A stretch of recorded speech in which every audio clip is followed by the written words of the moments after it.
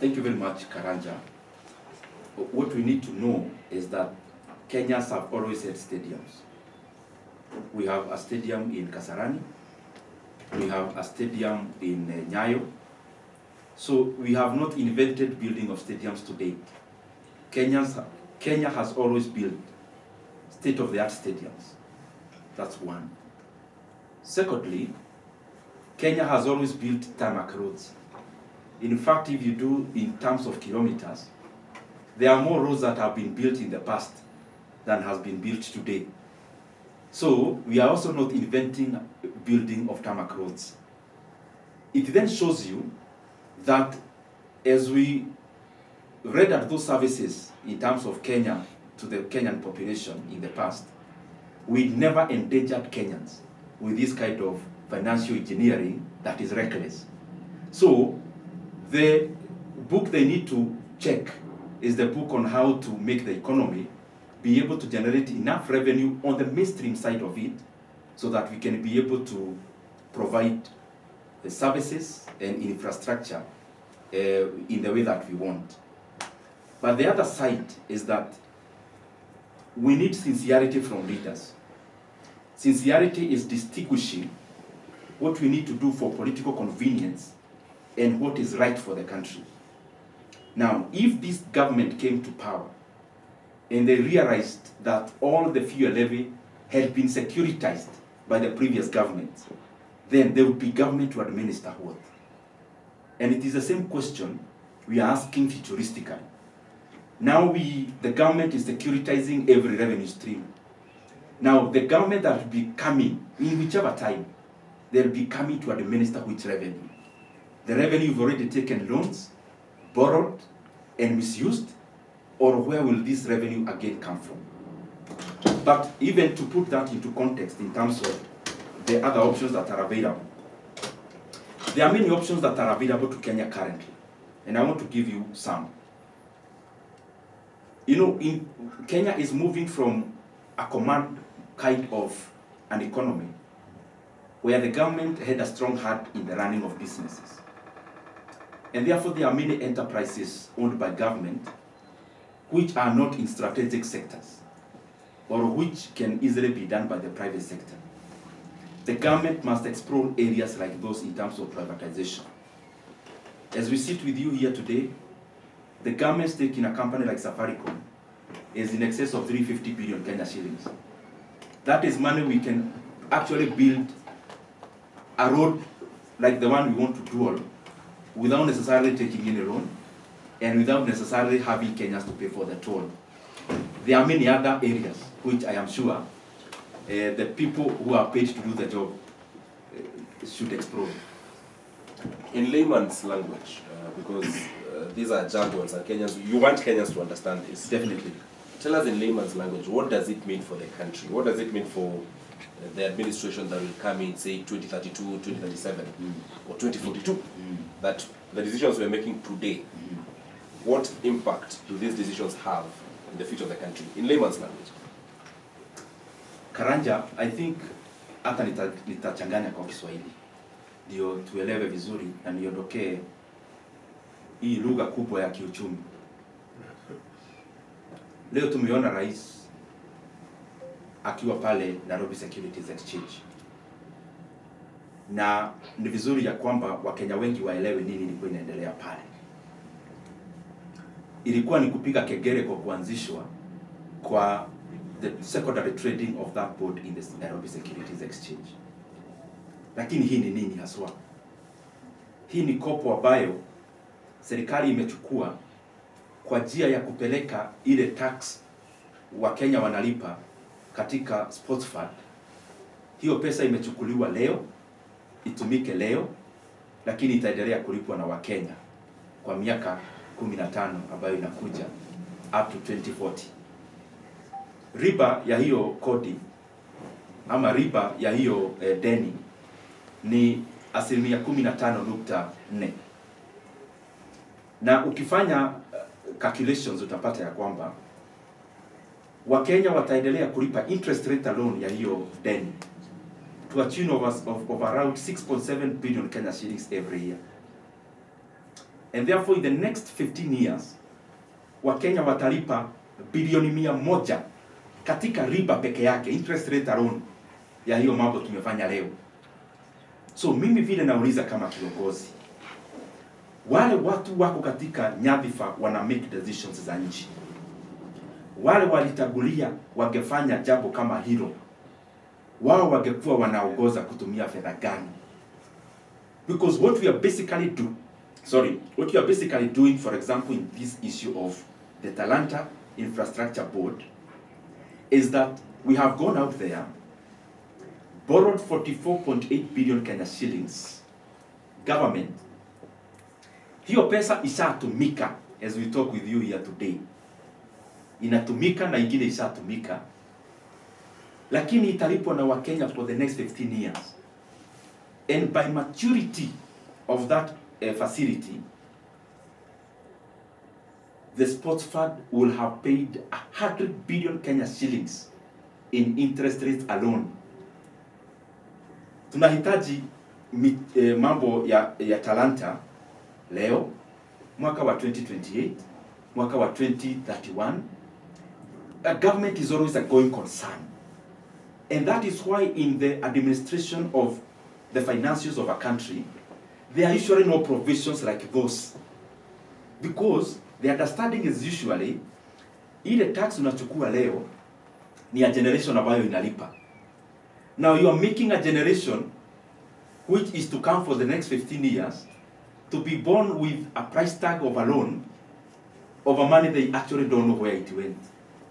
So jambo langu ni hili, Kenya lazima iweze kudhibiti maendeleo na fedha ambazo ziko. Because Kenya is a going concern. If you go to the roads, the one I talked about earlier, we will need roads today in the next 20 years. So these monies will still be needed.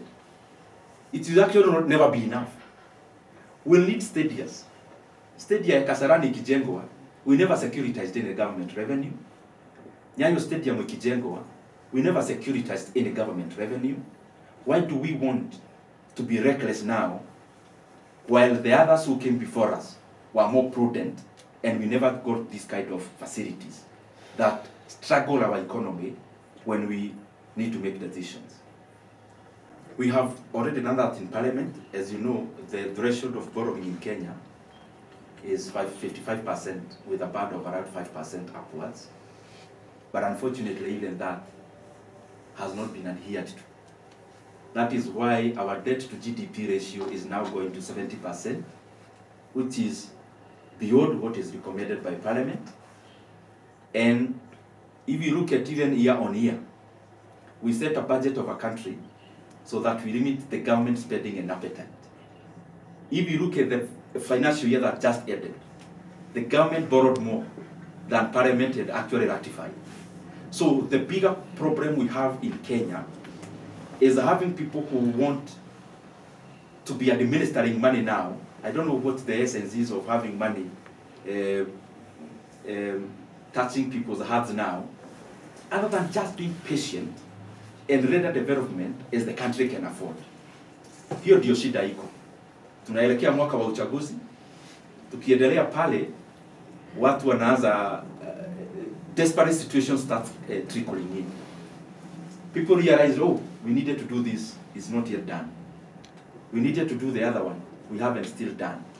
So now that's why you see now there is a lot of negative excitement that this needs to be done, there is no money, what can we do? So something is manufactured, some which are actually against the law, like the securitization of the fuel levy. And then we end having our country on a cliff. And we need to borrow because the laboratory of economics is history, and also having comparative analysis with other jurisdictions. Zambia, before the current government came in, was in the same situation, where the president then needed to achieve so much. So what did they do? Because on the government debt book is already overstretched, and the lenders are telling the government, you need not to borrow more. If you borrow more, we increase interest rate. Then the government became clever and started another secret book of debt. That is where we are. That our country now have a mainstream debt book, which if you go to the National Treasury, you'll see it as the sovereign public debt. But because we want to be clever, now the government is now going and opening secret books of secret debts. One being the Talanta Infrastructure Board, which is a secret debt taken by government, with a lot of kizugumiki around it. Even the naming I saw was very flowery. I think Lindsay Fisco. So that when Kenyans see that kind of a name, you actually don't even want to bother questioning it. But we are basically borrowing against the law. We are borrowing off the book. We are overburdening the current generations, and we are also overburdening the future generations in a very reckless manner. Number one is that when you seek to be a leader in a democracy, you step forward to be noticed. And the promises you make are supposed to be informed promises, meaning you have analyzed all the situations. I was there in 2022. The agreement with the people of Kenya was that we are not continuing to dig the hole of debt, that we'll do whatever is necessary. Instead of digging the hole, we were going to pay off more debts and borrow less. Unfortunately, the reverse has happened. So that's one, that we needed not to continue doing the same thing and expecting different results. Second thing is priority. In a country when you are faced with a situation like now, when the fiscals are dim, you need to just be realistic about what you can achieve within the resources that are available. I don't think that has happened. The other thing is that we have seen there is not much increment in terms of revenues of the country. That is basically based on the fact that we have also introduced many other things, raiding the same taxpayer, but in a different manner. For example, take the housing levy. Housing levy does not go to the consolidated fund. So when we are reporting the government revenue, it does not appear as part of the revenue of government. But this is money being paid for by Kenyans. So it's still a revenue. You get what I mean? Yeah. And so we needed also to not make decisions in haste. Decisions about economy are usually made empirically. And in many jurisdictions, what they do, you first test a hypothesis before then running it over. We ought to have seen what would be the impact, for example, of introducing some of the things the people of Kenya are already paying for, so that we see also the effect of that to the mainstream collection of taxes.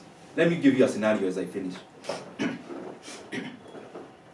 Let me give you a scenario why decision making is important for it not to be emotional, but fundamentally based on data. Kenya currently has the housing project, which all of us know. We know it more because of the drums being beaten for us to celebrate, and the photographs that are streaming in our timelines. So every Kenyan knows about it. Now, what is the effect? Kenyans are paying 75 billion Kenya shillings in terms of housing levy, cumulatively speaking. You pay the government 75 billion to do housing. And this is money you are cutting at the transformer level, in quotes. When you cut money at the payee level, ni kama kukatiwa stima kwa transformer, meaning you're not even given a decision to decide. Now, after that 75 billion Kenya shillings is cut, what is the effect? 2024 was a full year. You know, it's good to rely on a year that's already done. In the year 2024, while we see our timelines jamming with housing projects done by government, the housing subsector of our economy shrank by 2%. the consumption of cement in Kenya shrank by 7.9%. Can you just imagine that? That with all the information we are hearing about housing levy, consumption of cement actually went down. The consumption of steel in Kenya in the year 2024, calendar year, went down. I'm using government data, not mine. Now, this is the other intriguing part. I have seen government officials reporting that there are 300,000 youth working in the housing, in the housing program being done by